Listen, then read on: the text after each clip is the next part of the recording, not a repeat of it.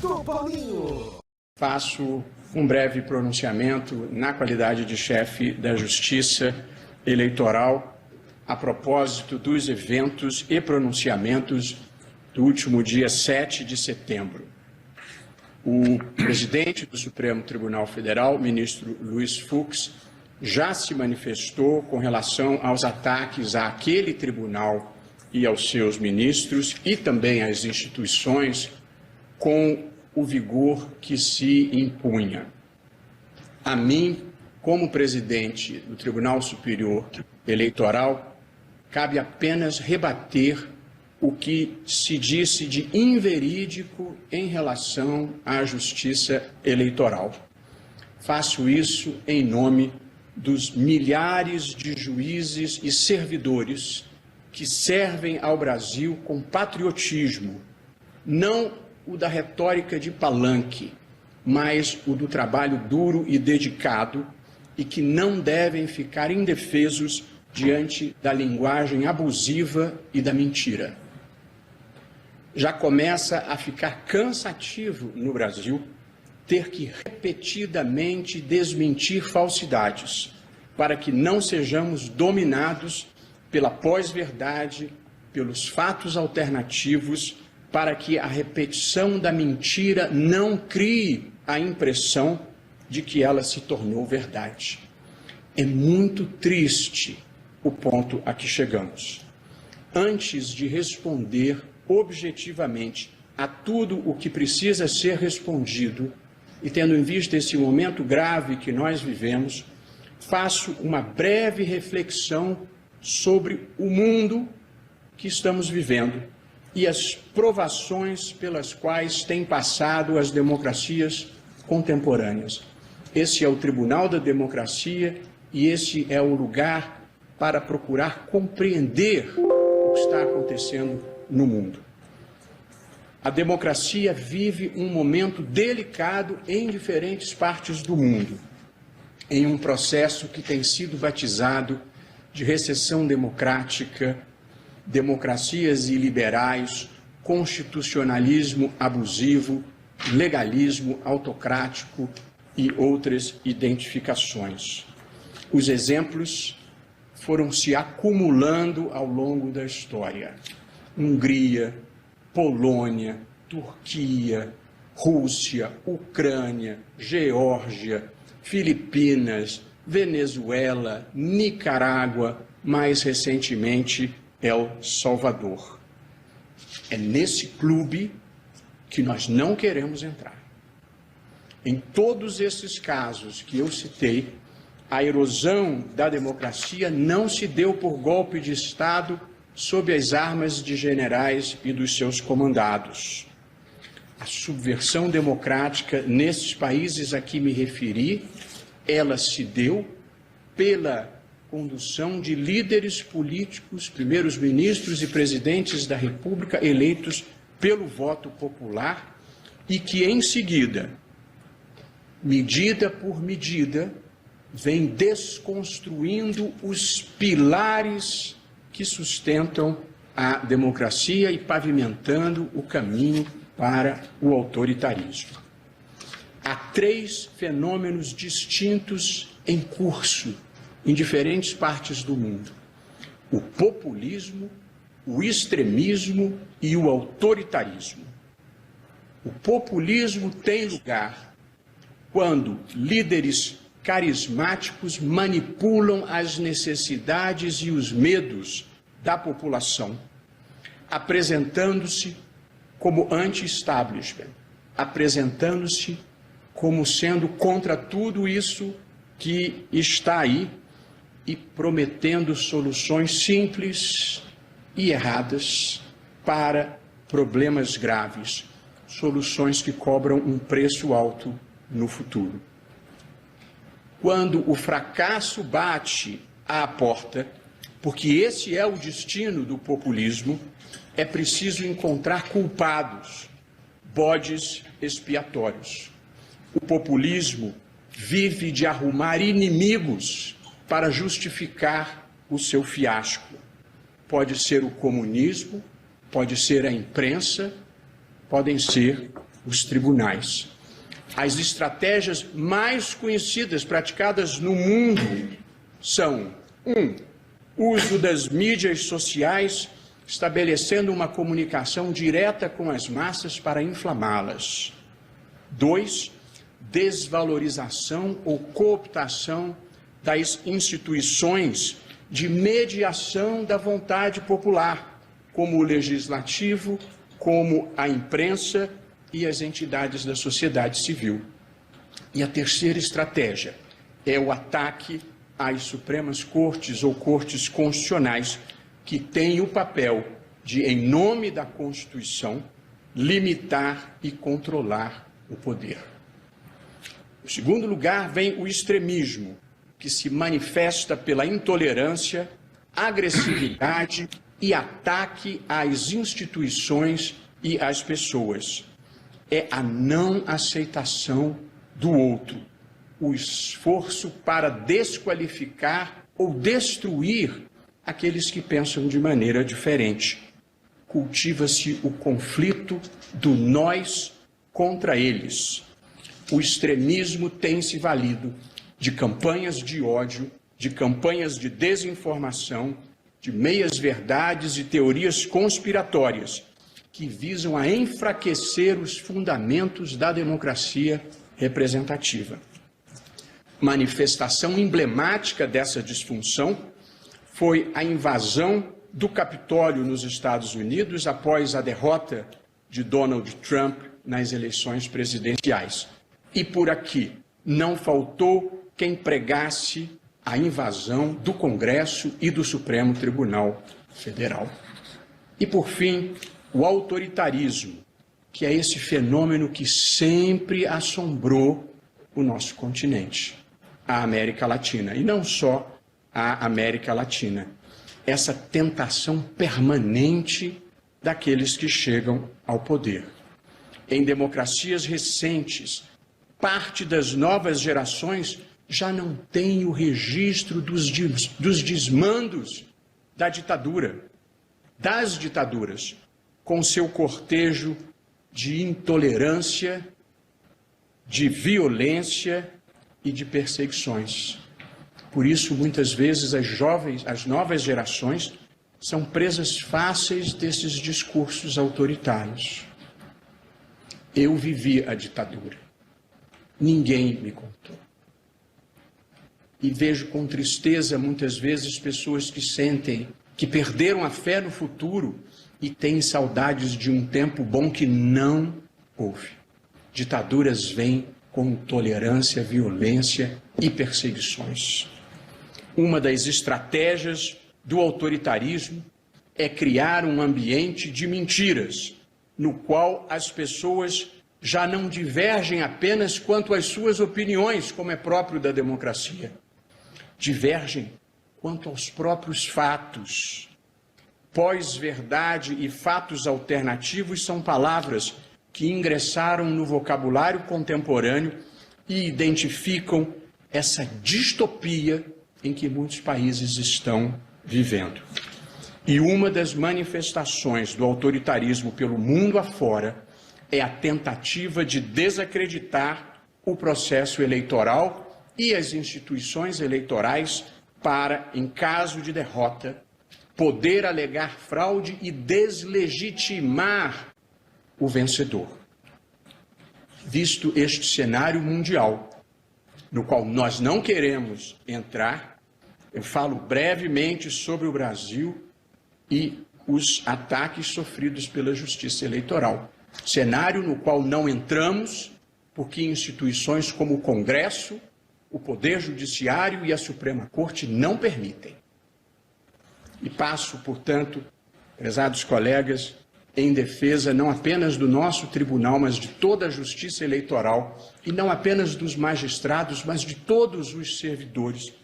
Eu passo a comentar as imputações que nos foram feitas. No tom, com o vocabulário e a sintaxe que é capaz de manejar, o presidente da República fez os seguintes comentários que dizem respeito à justiça eleitoral e que passo a responder. Estou sendo textual. Aspas. A alma da democracia é o voto. Fecho aspas. De fato, o voto é elemento essencial da democracia representativa.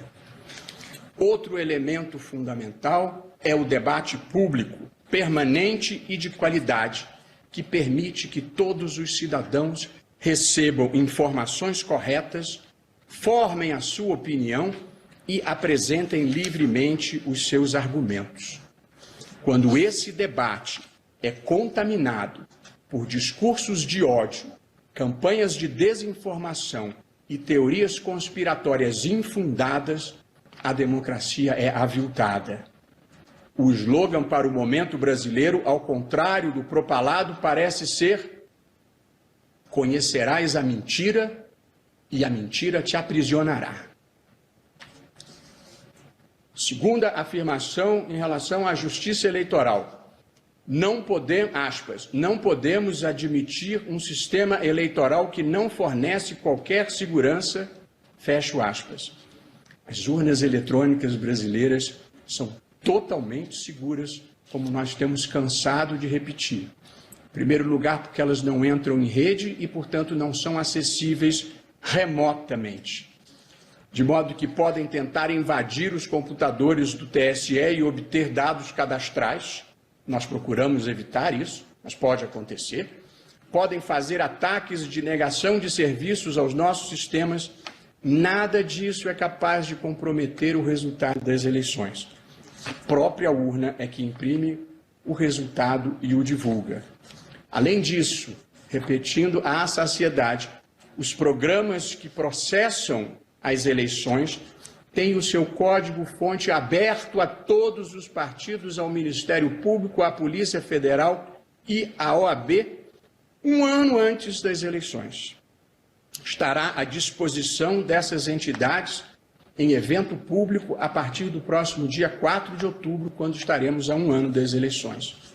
Inúmeros observadores internacionais examinaram o sistema com seus técnicos e atestaram a sua integridade.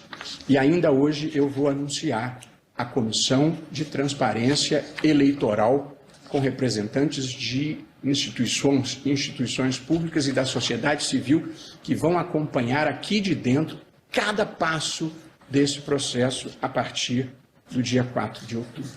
Portanto, o sistema é certamente inseguro para quem acha que o único resultado possível é a própria vitória. Como já disse antes, para maus perdedores não há remédio na farmacologia jurídica. A terceira afirmação, aspas, nós queremos eleições limpas, democráticas, com voto auditável e contagem pública de votos. Não vou repetir cada item do que tenho dito. As eleições brasileiras são totalmente limpas, democráticas e auditáveis. E por esse sistema foram eleitos Fernando Henrique Cardoso, Lula, Dilma e Bolsonaro. O sistema tem mais de 10 camadas de auditoria, ou seja, a possibilidade de verificação externa da sua integridade. Agora, prezados ministros, população brasileira, contagem pública manual de votos é como abandonar o computador e regredir não à máquina de escrever, mas à caneta tinteiro. Seria um retorno ao tempo da fraude e da manipulação. Se tentam invadir o Congresso Nacional e o Supremo Tribunal Federal, imagine-se o que não fariam com as sessões eleitorais. As eleições brasileiras são limpas, democráticas e auditáveis. Nessa vida, porém, o que existe está nos olhos do que vê. Quarta afirmação. Não podemos ter eleições onde pairem dúvidas sobre os eleitores.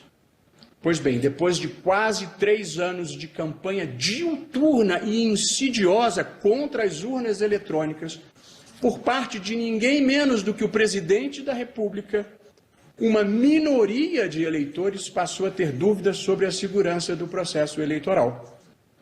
Dúvida criada artificialmente por uma máquina governamental de propaganda. Assim que pararem de circular as mentiras, as dúvidas se dissiparão. Quinta afirmação, aspas, não posso participar de uma farsa como essa patrocinada pelo presidente do Tribunal Superior Eleitoral. Fecho aspas. O presidente da República repetiu incessantemente que teria havido fraude na eleição na qual ele se elegeu. Disse eu, então, à época, que ele tinha o dever moral de apresentar as provas. Não apresentou.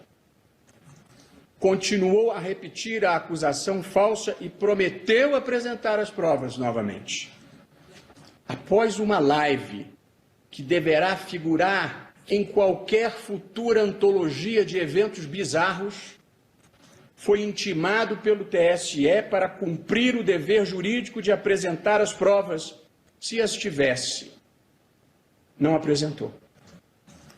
É tudo retórica vazia contra pessoas que trabalham sério e com amor ao Brasil, como somos todos nós aqui.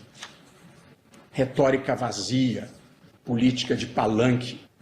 Hoje em dia, salvo os fanáticos, que são cegos pelo radicalismo, e os mercenários, que são cegos pela monetização da mentira, todas as pessoas de bem sabem que não houve fraude e quem é o farsante nessa história. Sexta afirmação, aspas, não é uma pessoa no Tribunal Superior Eleitoral que vai nos dizer que esse processo é seguro e confiável. Não sou eu mesmo que digo isso, nem nenhum de nós. Na verdade, até todos os ex-presidentes do TSE no pós-88, 15 ministros e ex-ministros do Supremo Tribunal Federal atestam isso. Mas, na verdade, quem decidiu que não haveria voto impresso não foi o TSE, foi o Congresso Nacional. A esse propósito, e também aqui para desfazer falsidades, eu compareci à Câmara dos Deputados após 3 convites da autora da proposta, do presidente da comissão especial e depois por um convite pessoal do presidente da Câmara dos Deputados. Eu não fiz ativismo legislativo, ninguém do TSE fez ativismo legislativo, nós fomos convidados a comparecer ao Congresso Nacional e participar de um debate público, aberto e franco sobre um tema importante que estava sendo discutido. Fui ao Congresso Nacional, sim, e lá expus as razões do TSE. Nós não temos verbas para distribuir, nós não temos tropas. Aqui ninguém troca voto. Fui lá, como vou a todos os lugares, porque eu trabalho com a verdade e com a boa-fé. São forças poderosas nessa vida. São as grandes forças do universo. A verdade e a boa-fé. A verdade realmente liberta, mas só aqueles que a praticam. Foi o Congresso Nacional, não o TSE, quem recusou o voto impresso, e aliás fez muito bem. O presidente da Câmara afirmou que após a votação da proposta o assunto estaria encerrado. Cumpriu a palavra. O presidente do Senado afirmou que após a votação da proposta o assunto estaria encerrado. Cumpriu a palavra. O presidente da República, como ontem lembrou o presidente da Câmara, afirmou que após a votação da proposta o assunto estaria encerrado. Não cumpriu a palavra. Seja como for, é uma covardia atacar a justiça eleitoral por falta de coragem de atacar o Congresso Nacional, que é quem decide a matéria. Concluo, prezados ministros. Insulto não é argumento. Ofensa não é coragem. A incivilidade é uma derrota do espírito. A falta de compostura nos envergonha perante o mundo. A marca Brasil sofre nesse momento, triste dizer isso, uma desvalorização global. Não é só o real que está desvalorizando. Somos vítimas de chacota e de desprezo mundial. Um desprestígio maior do que a inflação, do que o desemprego, do que a queda de renda, do que a alta do dólar, do que a queda da bolsa, do que o desmatamento da Amazônia, do que o número de mortos pela pandemia, do que a fuga de cérebros e de investimentos. Mas pior que tudo, a falta de compostura nos diminui perante nós mesmos. Não podemos permitir a destruição das instituições para encobrir o fracasso econômico, social e moral que estamos vivendo. A democracia tem lugar para conservadores, liberais e progressistas.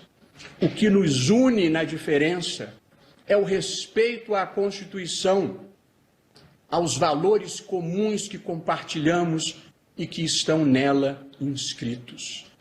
A democracia só não tem lugar para quem pretenda destruí-la. Com a bênção de Deus, Deus de verdade, do bem, do amor, do respeito ao próximo, com a bênção de Deus e a proteção das instituições, um presidente eleito democraticamente pelo voto popular tomará posse no dia 1º de janeiro de 2023. Assim será.